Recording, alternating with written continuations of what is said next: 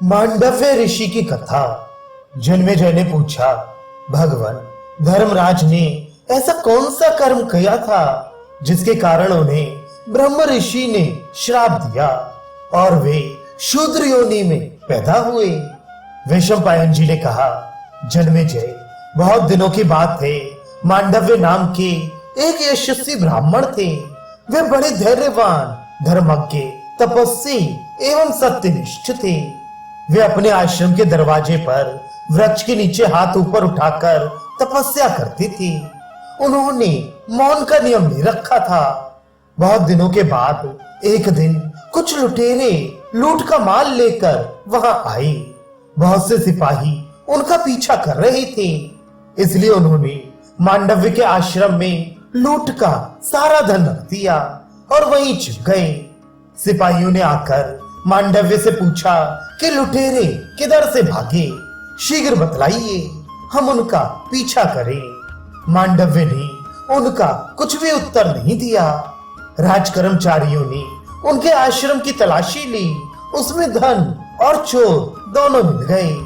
सिपाहियों ने मांडव्य मुनि और लुटेरों को पकड़कर राजा के सामने उपस्थित किया। राजा ने विचार करके सबको सूली पर चढ़ाने का दंड दिया। मांडव्य मुनि सूली पर चढ़ा दिए गए।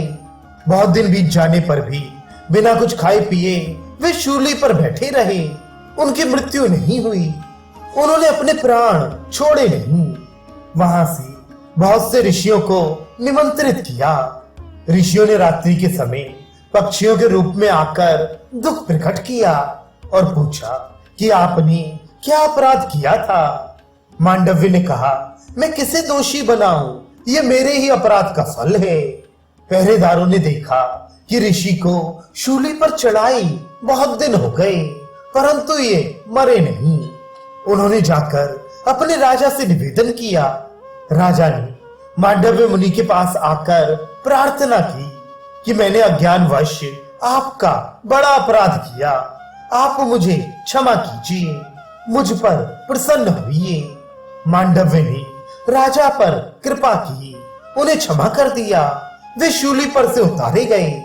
जब बहुत बड़ा उपाय करने पर भी शूल उनके शरीर से नहीं निकल सका, तब वह काट दिया गया। गड़े हुए शूल के साथ ही उन्होंने तपस्या की और दुर्लभ लोक प्राप्त किए। तब से उनका नाम अणु मांडव्य पड़ गया।